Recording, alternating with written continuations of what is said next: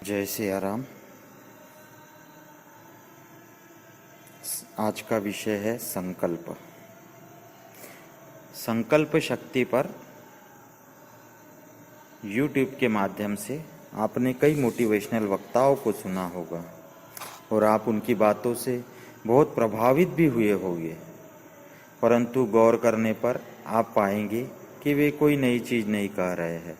अगर आप किसी पूजन जैसे विवाह, वास्तु, रुद्राभिषेक में बैठे होंगे तो आपने देखा होगा कि आचार्य आपसे पूजन की कुछ शुरुआती क्रियाओं के अनंतर जैसे दीपक प्रज्वलन, शरीर शुद्धि, स्वस्ति वाचन, तिलक के बाद संकल्प करवाते हैं। संकल्प की पूजा में विशेष महत्ता है। यह पूजा का आधार है कि हे प्रभु, यह पूजन हम इस निमित्त कर रहे हैं और हम करेंगे इसे। एक बार गुरु अपने शिष्य से पूछते हैं कि इस संसार में सबसे मजबूत चीज क्या है, तो कोई कहता है पहाड़। तो गुरु कहते हैं पहाड़ को तो मैं कुदाल से तोड़ सकता हूँ, तो कुदाल लोहे की बनी है। तो दूसरा शिष्य अपने मत अनुसार कहता है लोहा। तो गुरु कहते हैं लोहे को आग पिघला देती है। तो कोई कहता है आग। तो गुरु कहते हैं आग को पानी ठंडा कर देता है। तो कोई कहता है पानी। तो गुरु कहते हैं पानी को तो सूरज भाप बना देता है। तो कोई कहता है सूरज इस संसार की सर्वशक्तिमान चीज है। तो गुरु कहते हैं सूरज को तो बादल ढक लेते हैं। अंत में गुरु कहते हैं कि संकल्प ही इस संसार में सबसे मजबूत चीज है, जिसके बल पर पहाड़ खोदे जा सकते हैं, नदियों का रुख बदला जा सकता है। इसीलिए जब हम पूजा करते हैं तो सबसे पहले संकल्प लेते हैं, लेकिन संकल्प में कुछ विशेष नियमों का पालन करने से आपके सत्व में जरूर वृद्धि होगी। यहाँ संकल्प से संबद्ध में कुछ 4 चीजें आपको बताना चाहूंगा। एक, क्या नित्य पूजा में भी संकल्प लेना चाहिए। चूंकि हमें मंत्रों से संबद्ध जानकारी नहीं होती है, अधिकतर घरों में देखा है महिलाएं पूजा करती है, बाकी लोग हाथ जोड़ते और चले जाते हैं। तो जानकारी न होने के कारण तो पहला नियम यह कि नित्य पूजा में संकल्प जरूर ले कि हे प्रभु, मैं यह पूजा आपके लिए कर रही हूँ।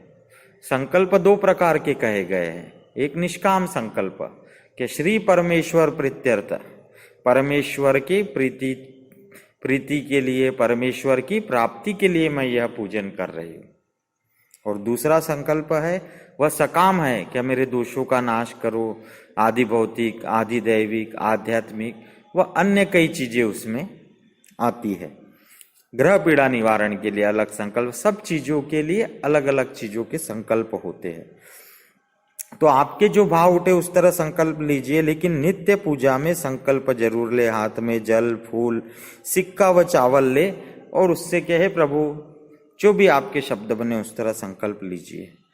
अगर आपको कुछ मंत्र से संबद्ध ज्ञात नहीं है तो आप यह भी कह सकते हैं कि हे प्रभु, धर्म, अर्थ, काम, मोक्ष की प्राप्ति के लिए आज यह संकल्प ले रहा हूँ आपका, और उसके पीछे आपका नाम, मैं के जगह आपका नाम और गोत्र बोल लीजिए और फिर वह संकल्प छोड़ दीजिए। सकाम संकल्प, अपने जीवन में बहुत सारे प्रश्न हैं, बहुत सारी कामनाएं हैं, तो जो आपके मन में भाव बने उस तरह। देखिए रामचरितमानस गोस्वामी तुलसीदास जी ने अवधी भाषा में लिखा। वाल्मीकि रामायण यह संस्कृत में थी और समाज में समय के साथ भाषाओं में ये आए, तो उसके कारण सब लोगों के लिए वो सहज नहीं हो पाई उस समय के अनुसार वह भाषा। तो सब लोगों तक राम नाम की महिमा का प्रताप फैले, इस मनोरथ से, इस भाव से गोस्वामी जी ने रामचरितमानस की रचना की। शुरुआत में उन्हें कुछ कठिनाइयां आई, उनका विरोध हुआ, लेकिन आज रामचरितमानस अपने धर्म का सिरमौर ग्रंथ बना है, यह आप सभी जानते हैं। मैं यहाँ एक और बात बोलना चाहूँगा कि संस्कृत यह देववाणी है और लेना तो संस्कृत में ही संकल्प चाहिए। लेकिन कई घरों में होती है, महिलाएं पूजा करती है, वे पूजा भी किस तरह करती है, ज्यादा मंत्रों से शब्द जानकारी नहीं होती है, ये नहीं होता है। वे भजन में ज्यादा उनकी प्रधानता होती है, भाव प्रधान पूजा होती है उनकी। तो वे जिस भगवान की पूजा करती है उनके मंत्रों का जाप करते हुए पूजा करती है। शिव जी की करेंगी तो ओम नमः शिवाय, सारी पूजा ओम नमः शिवाय में वे कर लेंगी। विष्णु भगवान की, ठाकुर जी की करेंगी तो ओम नमो भगवते वासुदेवाय नमः, सारी पूजा ओम नमो भगवते वासुदेवाय।